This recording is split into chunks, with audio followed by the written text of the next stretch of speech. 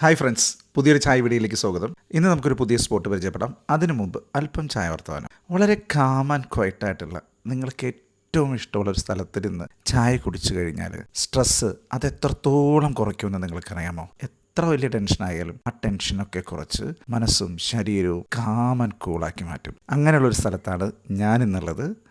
ഞാൻ തളിക്കുളത്ത് നിന്ന് വാടാനപ്പള്ളി പോകുന്ന വഴിക്ക് യാദൃശ്ചികമായിട്ടാണ് ഈ ഒരു ചായക്കടയിൽ കയറുന്നത്. കടലിൻ്റെ തൊട്ടരികിലായിട്ട് ഒരു ചായക്കട. ഞാൻ ഇതിനടുത്തുള്ള കുറച്ച് ചായക്കടകളിലൊക്കെ കയറി ചായ കുടിച്ചു കേട്ടോ. പക്ഷേ അവിടുത്തെ വെള്ളത്തിൻ്റെ എന്തോന്നറിയില്ല, എനിക്ക് ഒട്ടുമിക്കവാറും സ്ഥലത്തെ ചായകൾ അത്ര ഇഷ്ടമായില്ല.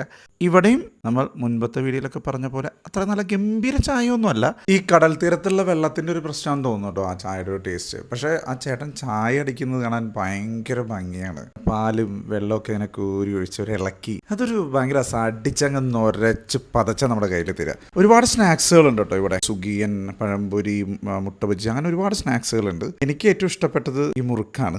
എനിക്ക് അരിമുറുക്ക്, ഞാൻ നേരത്തെ അരിയുണ്ട പറഞ്ഞ പോലെ തന്നെ ഈ അരിമുറുക്ക് എനിക്ക് ഭയങ്കര ഇഷ്ടമുള്ള കാര്യമാണ്. അതുകൊണ്ട് അതൊന്ന് ട്രൈ ചെയ്തു. നല്ല ടേസ്റ്റ് ആയിരുന്നു. കാരണം മുറാന്നിരിക്കുന്ന അരിമുറുക്ക് അടിപൊളിയായി. പിന്നെ ചായ ഗ്ലാസും പിടിച്ച് നേരെ കടലോരത്തേക്ക്.